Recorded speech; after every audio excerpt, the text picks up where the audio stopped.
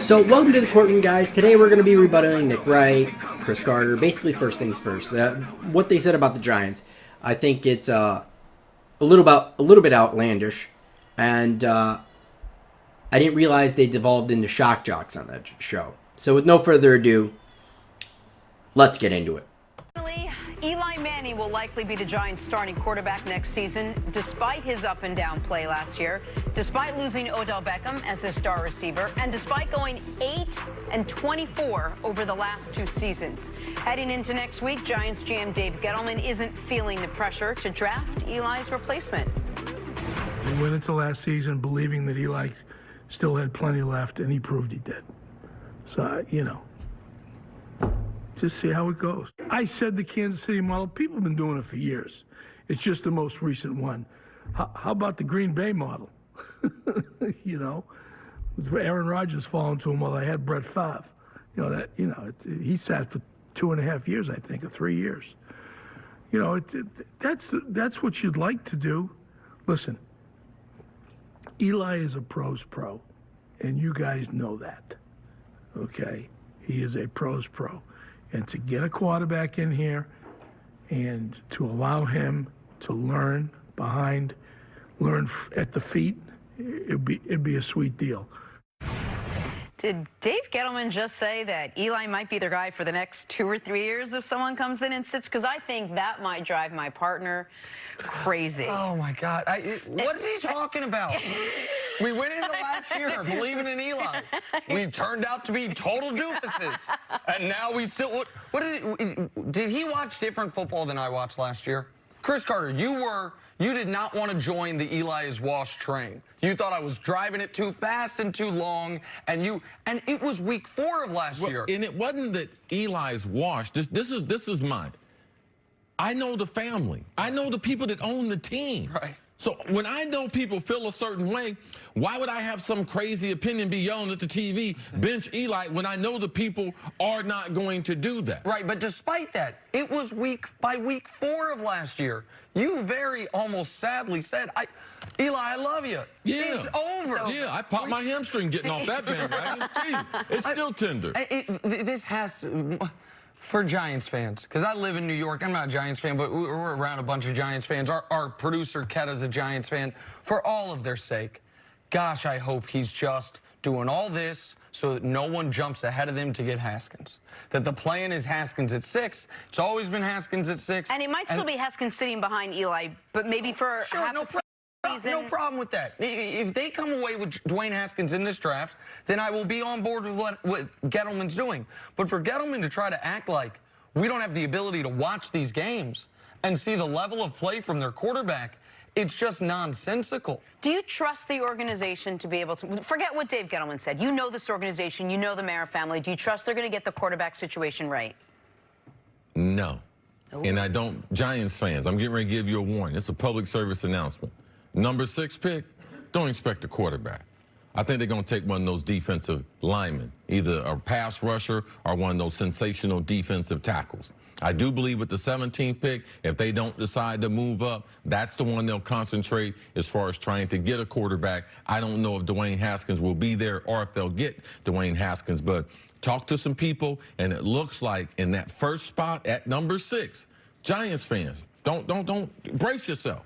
They're going to select a defensive tackle or a defensive lineman, and typically those picks aren't as exciting, so you're going to hear the crowd go crazy after that first pick. So, no, I can't trust them. So, before I get into the bulk of my rebut, I want to show you another clip. It was on Noah Cahill's channel, which I will leave a link in the description to his channel. I enjoy. You guys should check him out. So with no further ado, let's get into that. I'd be a real clown to not admit to that. We have to address it. There's a number of there's some quarterbacks in this year's draft. It's really funny. I made the statement, I really like the Kansas City model. Well, for years it was everybody's model. Aaron Rodgers sat for 2.5, 3 years. So obviously the ideal situation is you bring a young kid in and let him learn from the old pro. and that's the way we'd like to approach it. What did at the end of the season? You alluded to having to talk the tough talk with Eli, or go through and be honest about stuff. What did you or didn't you promise Eli about his job status for this year? I mean, is it his job for this season? Well, I told Eli that we were going to consider everything, consider all our options. Now you got to remember, the conversation was early January. Right. All right, it was right after Baggy Day. So I told him we were going to consider all options and move from there. Well, obviously we've done nothing. So I think everybody can figure out what option we've decided to go with. And moving forward, he's our starting quarterback.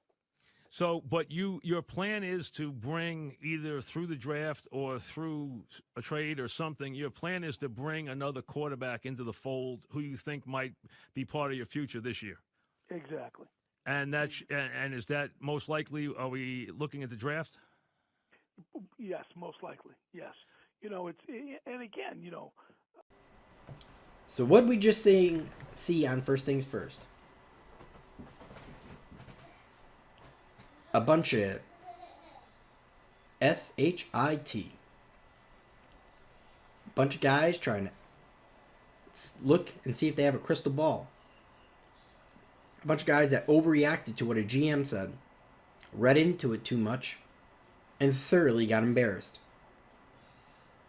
Now I get it. They have a show. They need to fill a time slot. They need to talk about something. But why wouldn't you use fact and logic to talk about something logically instead of just blurting out the first thing that comes to your mind? Because you can be entertaining with fact and logic.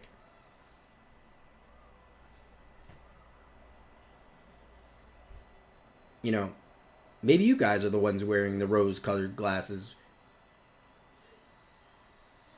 Because, yeah, sure, Eli needs to be replaced, but having a quarterback isn't a be-all, end-all. Because if it was, Green Bay and the Saints would have multiple Super Bowl rings, but they don't, despite having two of the best quarterbacks I've ever seen in my lifetime. Because you can't just rely on a quarterback to get you there. It takes a team effort. It takes offensive and defensive line especially. And the Giants have neither.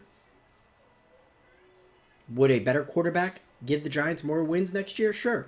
But we'd still be drafting in the top 15. That's the reality. You can't give up 412 points and expect to go anywhere.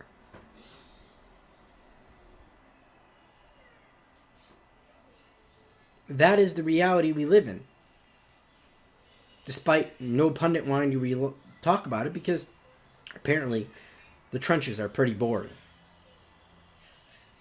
Well, that's where games are won. Not just quarterback play. So next time, Nick, use the team of researchers behind you. Chris, jar that noggin of yours with all that football knowledge, and look at things objectively instead of trying to be just simply entertaining. You guys are entertaining personalities enough on your own. You don't need to be shock jocks on top of it. Either way, this has been One Giant Rebuttal. Please like and subscribe. I'll leave links in the description like usual, timestamps as well, and go Big Blue!